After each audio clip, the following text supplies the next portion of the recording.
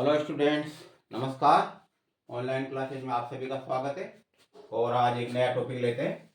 तो हम स्टडी कर रहे हैं तंत्रिका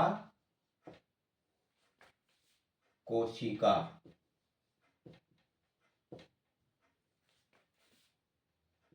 की संरचना। तंत्रिका कोशिका की संरचना। तो देखिए, तंत्रिका कोशिका को अंग्रेजी में क्या कहते हैं? न्यूरॉन कहते हैं। तो स्ट्रक्चर ऑफ न्यूरॉन। तो ये इसमें ज्यादा डीपली नहीं स्टडी करनी। इसमें देखना है कि तंत्रिका कोशिका में से कौन कौन से क्वेश्चन बनते हैं, क्योंकि इसमें तो संरचना में बहुत बड़ी संरचना होती है। तो संरचना तो आपको उसका वर्णन करना नहीं है, लेकिन ये देखना है हमारे को कि इसमें कौन कौन से क्वेश्चन बनते हैं। तो देखिए, फर्स्ट में तो याद रखिए इसका कि तंत्रिका तंत्र की जो संरचनात्मक एवं क्रियात्मक इकाई होती है उसे क्या कहते हैं? तंत्रिका कोशिका। तो यूं मान सकते हैं हम कि तंत्रिका कोशिका तंत्रिका तंत्र की क्या होती है? संरचनात्मक इकाई। संरचनात्मक एवं क्रिया भी करती है, क्रियात्मक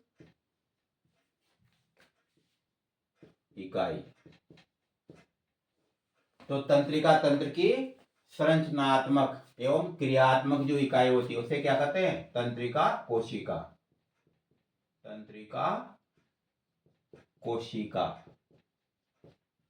और बहुत सारी तंत्रिकाएं कोशिकाएं मिलकर के, बहुत सारी जो तंत्रिका कोशिकाएं होती है ये मिलकर के तंत्रिका उत्तक बनाती है। तंत्रिका उत्तक। और तंत्रिका जो उत्तक है उससे काय का निर्माण होता है? तंत्रिका तंत्र का। तंत्रिका तंत्र का। तो इस प्रकार से, तो इसमें पहले संरचना में देखते हैं इसका डायग्राम बना करके इसमें कौन कौन सी संरचनाएं होती है। तो तंत्रिका कोशिका लंबी होती है। इस प्रकार देखिए, इसमें ये इसका जो आगे का जो भाग होता है, मतलब इसको ताराकृत आकृति के रूप में मान सकते हैं।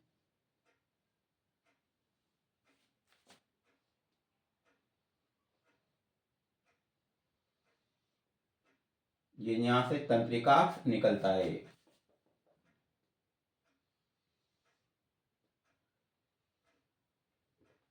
नीचे थोड़ा सा जाते जाते ये पतला होता जाता है और नीचे ये दो भागों में विभक्त हो जाता है।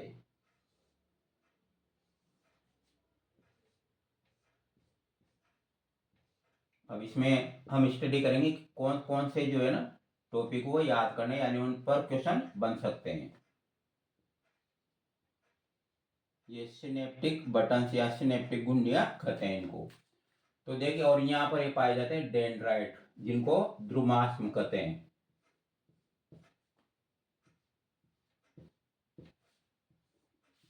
इनको डेंड्राइट या ध्रुमाश्म कहते हैं। शाखी सरणाएं रहती है, यानी शाखाएं निकल रही है, तो इनको क्या कहते हैं? डेंड्रान या डेंड्राइट भी कह सकते हैं, यानी ध्रुमाश्म।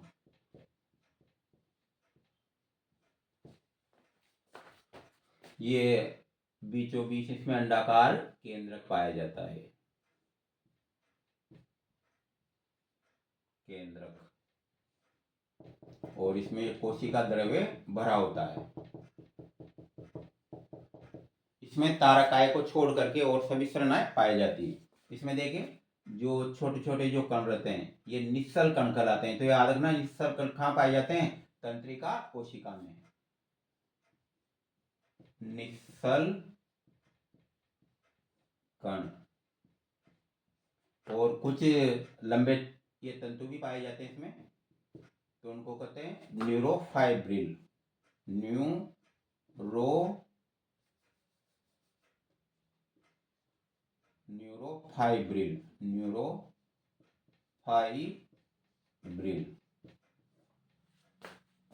और इसका जो ये रहता है कोशिका द्रव्य, तो याद रखिए तंत्रिका कोशिका में जो कोशिका द्रव्य रहता है इसको कोशिका द्रव्य नहीं कहते, क्या कहते हैं, न्यूरोप्लाज्म। न्यूरोप्लाज्म, न्यूरोप्लाज्म, याद रखना अच्छी तरह से, न्यूरोप्लाज्म कहते हैं। और तंत्रिका कोशिका की जो झिल्ली होती है, तंत्रिका कोशिका की झिल्ली, इसको न्यूरोलेमा कहते हैं, न्यूरोलेमा। अमूमन कोशिकाओं में क्या होती है, कोशिका झिल्ली, लेकिन इसमें जो तंत्रिका कोशिका में जो झिल्ली पाई जाती है उसे क्या कहते हैं, न्यूरोलेमा। उसी प्रकार जैसे पेशी कोशिकाएं होती है, जो पेशी कोशिकाएं रहती है, तो पेशी कोशिकाओं में जो झिल्ली वो है क्या कहलाती है, ये सार्कोलेमा, सार्कोलेमा। और पेशी कोशिकाओं के बीच में ये देखी जाए तो अरेखित कोशिका, अरेखित पेशी एक प्रकार से ये, और क्योंकि अरेखित में क्या होता है, एक ही केंद्रक होता है, तो याद रखें, मैं मतलब बताने का अर्थ है कि जो झिल्ली रहती है पेशी कोशिकाओं की, उसको क्या कहते हैं, सार्कोलेमा। और उसी प्रकार इनका जो जीव द्रव्य रहता है यानी कोशिका द्रव्य, वो क्या कहलाता है, सार्कोप्लाज्म, सार्कोप्लाज्म। ये तो उसी प्रकार तंत्रिका कोशिकाओं में याद रखिए, तंत्रिका कोशिकाओं की जो झिल्ली रहती है, तंत्रिका कोशिकाओं की जो झिल्ली रहती है, तो ये जो झिल्ली है वो क्या कहलाती है, ये झिल्ली कहलाती है न्यूरोलेमा। याद रखिए, ये क्वेश्चन है, एक मल बन सकता है। उसी प्रकार तंत्रिका कोशिकाओं का जो जीव द्रव्य रहता है, कोशिका द्रव्य, उसको न्यूरोप्लाज्म कहते हैं। और इसमें छोटे छोटे जो ये कण पाए जाते हैं, इस टाइप से क्या कहलाते हैं, निश्चल कण। और लंबे जो कण पाए जाते हैं वो कहलाते हैं न्यूरोफाइब्रिल। और इसमें ये अंडाकार केंद्रक होता है। इसमें तारकाय नहीं पाया जाता है, याद रखना क्वेश्चन है, तंत्रिका कोशिकाओं में तारकाय नहीं पाया जाता है, इसलिए इनमें कभी भी विभाजन नहीं होता। तो ये एक प्रकार का क्वेश्चन है, किसी कोशिका का नाम बताए जिसमें कभी भी विभाजन नहीं होता। तो विभाजन नहीं होता तो कौन सी है वो, तंत्रिका कोशिका है ये। अब देखिए आगे, इन पर जो तंत्रिका कोशिका है, इस पर एक प्रकार से झिल्ली पाई जाती है।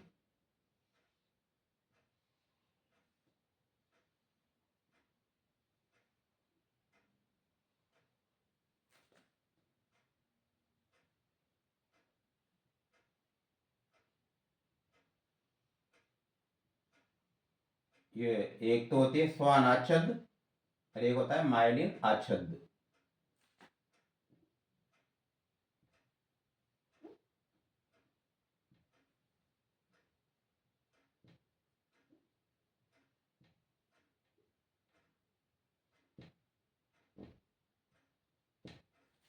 तो इसमें कौन सी है, देखिए, सबसे जो अंदर की जो है ये वाली, ये माइलिन आच्छद कहलाती है।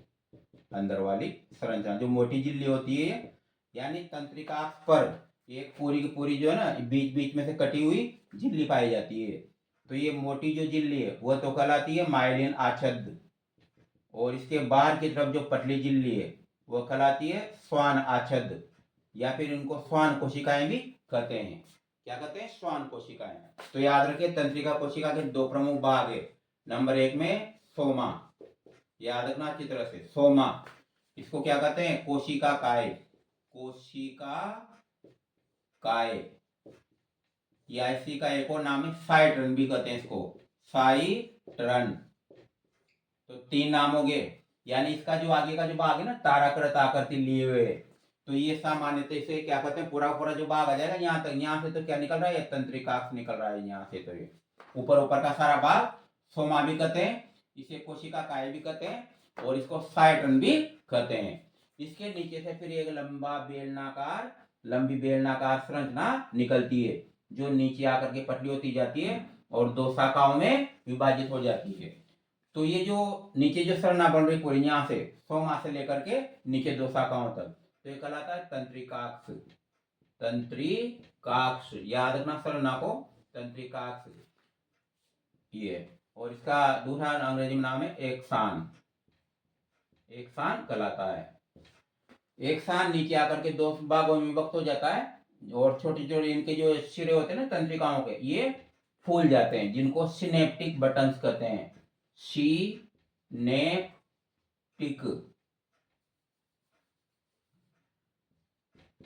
सिनेप्टिक। बटन्स कहते हैं, सिनेप्टिक बटन्स कहते हैं। इनसे याद रखना, एसिटाइलकोलिन नामक जो तंत्रिका प्रेषी हार्मोन है वो स्रावित होता है, या एसिटाइलकोलिन नामक जो रसायन है वह स्रावित होता है, लेकिन उसको क्या कहते हैं, तंत्रिका प्रेषी हार्मोन कहते हैं, क्योंकि वह जो तंत्रिका आवेग है ना उनको एक स्थान दूसरे स्थान पर पहुंचाने में सहायक होता है। याद रहेगा हार्मोन का नाम क्या निकलता है सिनेप्टिक बटन से, एसिटाइलकोलिन,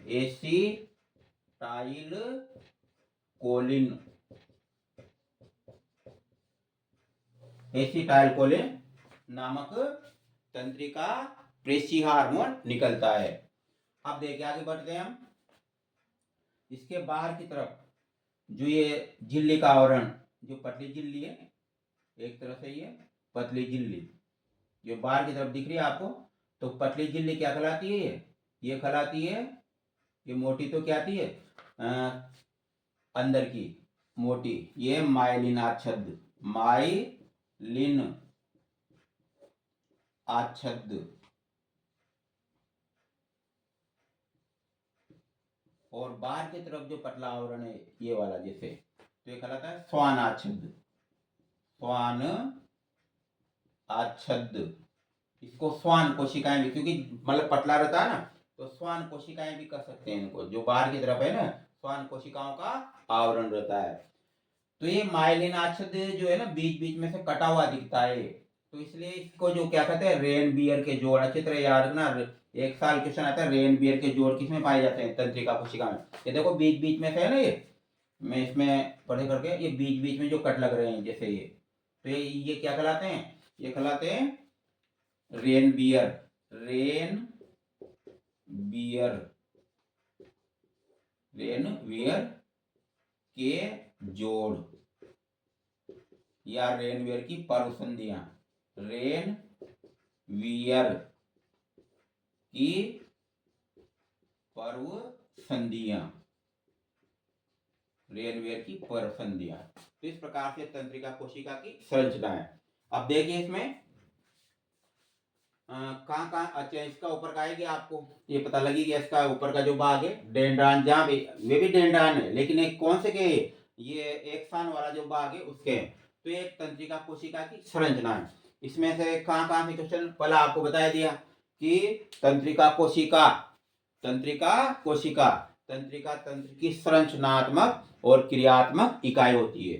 तंत्रिका कोशिका के दो भाग होते हैं, एक तो होता है सोमा, जो आपको भी बताया सोमा, इसी को सोमा को कोशिका का या साइटन भी कहते हैं, और दूसरा भाग जो होता है वो होता है तंत्रिकाक्ष, यानी ये तंत्रिकाक्ष यहां से लेकर के नीचे जो दो शाखाओं बढ़ रहा है ये तंत्रिकाक्ष कहलाता है। अब इसके बाद देखते हैं जो सोमा वाला भाग है उसमें छोटी छोटी शाखाएं निकलती है जिनको डेंड्रा कहते हैं। उसी प्रकार तंत्रिकाक्ष जो है वह नीचे जाकर के दो भागों में विभक्त हो जाता है, यानी दो शाखाओं में तंत्रिकीय शाखाएं कहते हैं। इनके सिरे फूल जाते हैं जिनमें तंत्रिका प्रेषी हार्मोन एसिटाइलकोलिन भरा रहता है। ये तंत्रिका आवेगों के सेवन के समय भूमिका अदा करता है।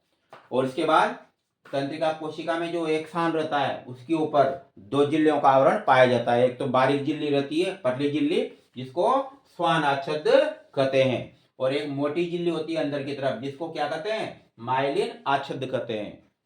और इसमें देखते हैं ये जो माइलिन आच्छादित बीच बीच में, यानी तंत्रिकाक्ष पर बीच बीच में स्थान छूटे रहते हैं, रिक्त स्थान पाए जाते हैं, जिनको क्या कहते हैं, रेन बियर के जोड़ या रेन बियर की पर्व संधियां कहते हैं। और इसके बाद तो ये सारे संरचना, एक और ध्यान रखना, निश्चल कण किसमें पाए जाते हैं, तंत्रिका कोशिका में, बारीक छोटे कण, लंबे जो कण रहते हैं वह न्यूरोफाइब्रिल कहलाते हैं। तंत्रिका कोशिका का जो कोशिका द्रव्य उसको न्यूरोप्लाज्म कहते हैं, और तंत्रिका कोशिका की जो झिल्ली होती है उसे न्यूरोलेमा कहते हैं। इस प्रकार से इसमें संरचना पाई जाती है। तंत्रिका कोशिका में कभी विभाजन नहीं होता है। और इस प्रकार से तंत्रिका कोशिका की संरचना थी। तो इसमें याद रखना, तंत्रिका कोशिका, जब दो तंत्रिका, जैसे मान लो ये वाली तंत्रिका कोशिका और दूसरी तंत्रिका कोशिका, ये